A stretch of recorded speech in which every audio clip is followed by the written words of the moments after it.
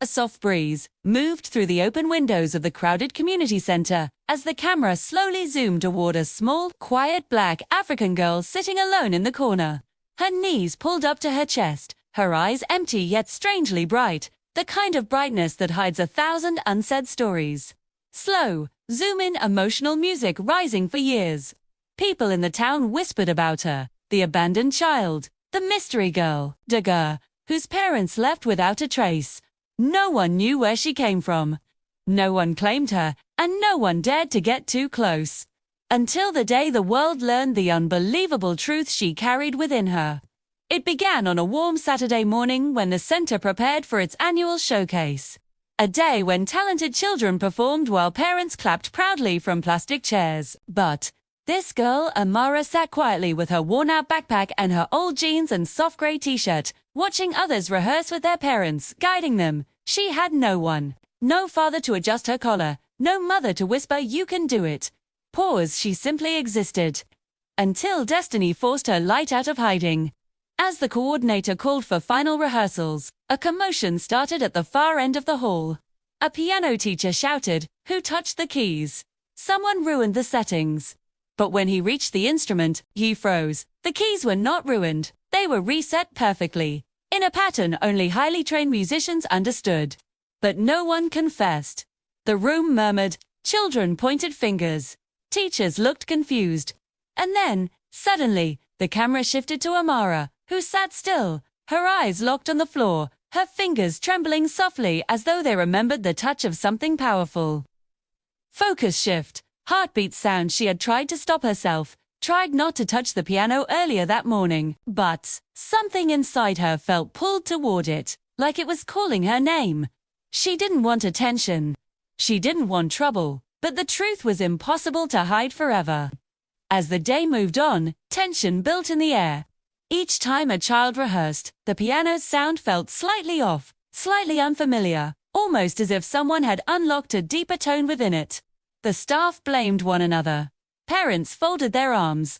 Frustration grew, and then, when a little boy tried to perform his song, he burst into tears because the notes didn't sound like they should.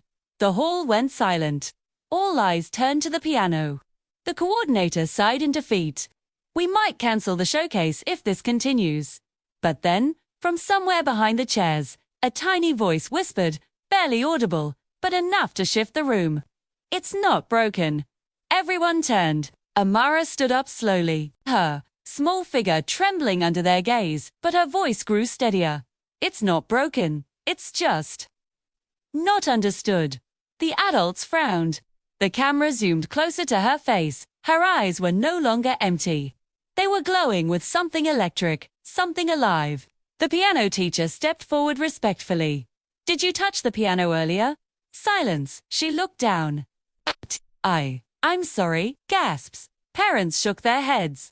A few whispered that she should be punished. But the teacher didn't react with anger. Instead, he knelt in front of her and asked softly, "Holiday, how did you know the settings you changed?" She hesitated, her voice cracked. "I don't know. I just hear something.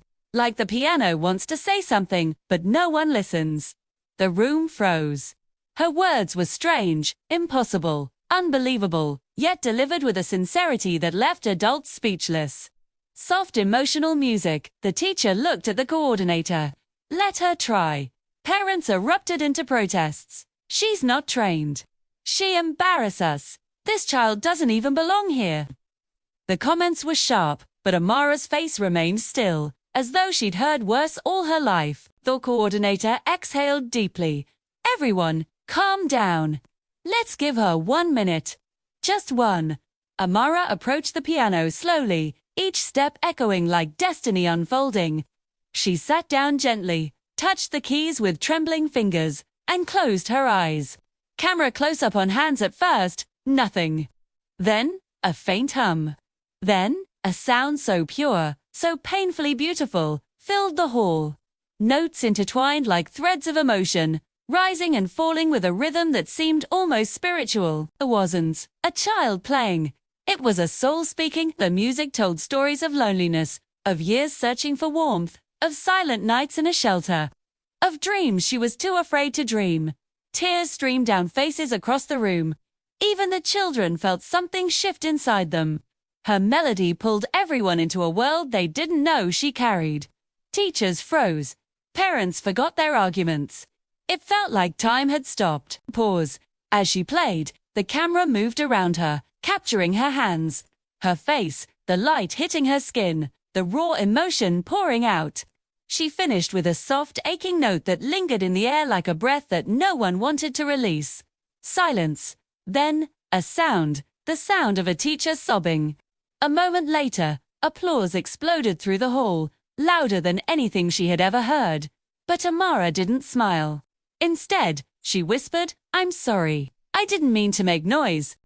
The teacher placed his hand gently on her shoulder.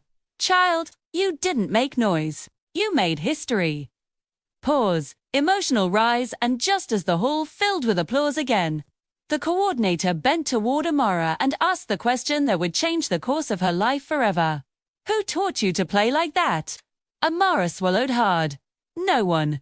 The coordinator frowned. "Then where did you learn it?"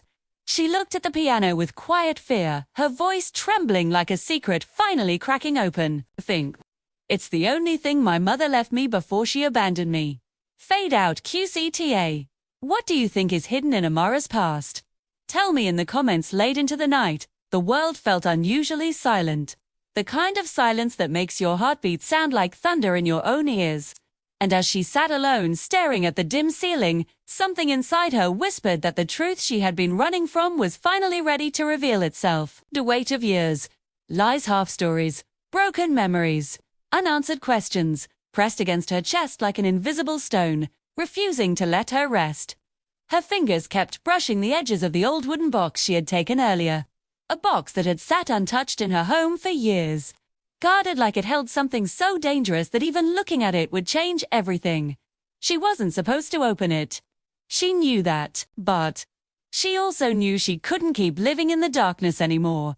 As the moonlight slipped through the cracked window, she stood up slowly, every step feeling heavier than the last, like the house itself was warning her to stop. But she didn't stop. She walked to the small corner cabinet where she had hidden the box earlier, her fingers trembling as she pulled it out again. The wood was old, stained, and carved with symbols she didn't recognize. Symbols that seemed to pulse under the moonlight. She swallowed hard and lifted the lid. For a moment, the world froze. Inside were dozens of old photographs, some torn, some water-damaged, some so faded the faces almost disappeared. But one face stood out sharply, like time itself refused to erase him. A man with deep eyes, sharp jawline, and the kind of expression that looked both gentle and dangerous. She had seen this face before in dreams, in flashes, in the reflection of her own eyes. Her breath hitched. Then she saw the letters. Dozens of letters, all addressed to her, all unopened, all written in the same handwriting. Her heart broke. She reached for the first letter, but before she could open it, the door behind her flew open. Her mother stood there, hair messy, eyes wild, chest rising and falling as if she had been running. "Please," her mother whispered, voice trembling. "Don't open anything else." But it was too late. The truth was already alive in the air. Something inside her snapped, not with anger, not with hate, but with a desperate hunger to finally understand her own life. "Why did you lie to me?" she asked softly, though the pain in her voice cut like a blade. Her mother stepped closer, voice cracking with fear.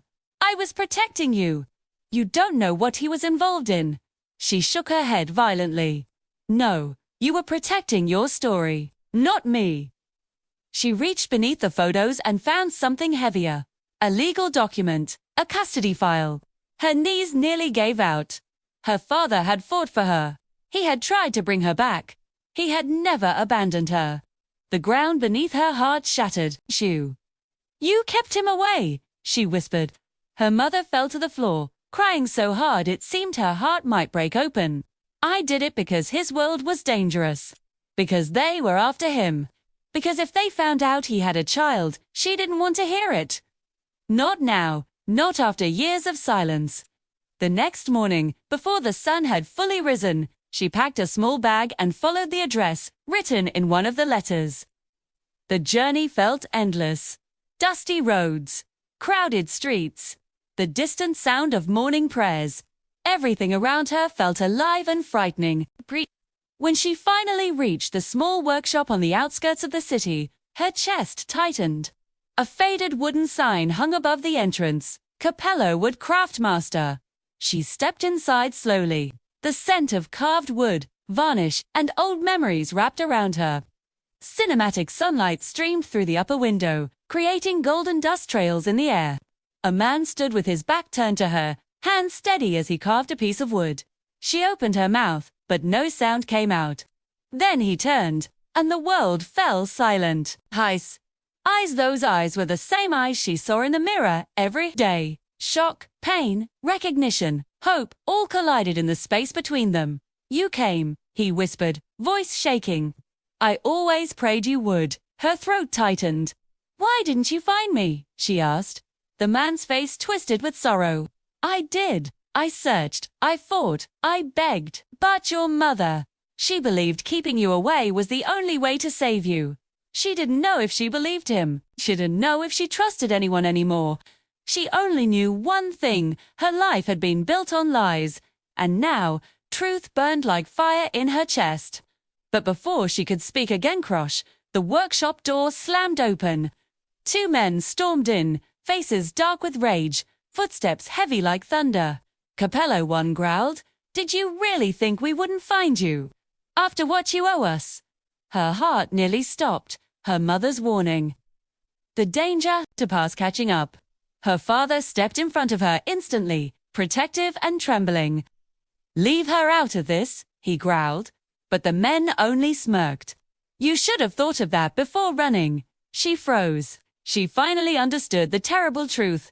Her father hadn't abandoned her. He hadn't disappeared. He wasn't heartless. He was hunted.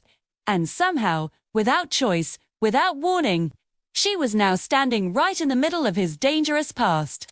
If you want part 3, with a massive shocking twist, extreme suspense, and full cinematic tension, just say Part 3 in comment.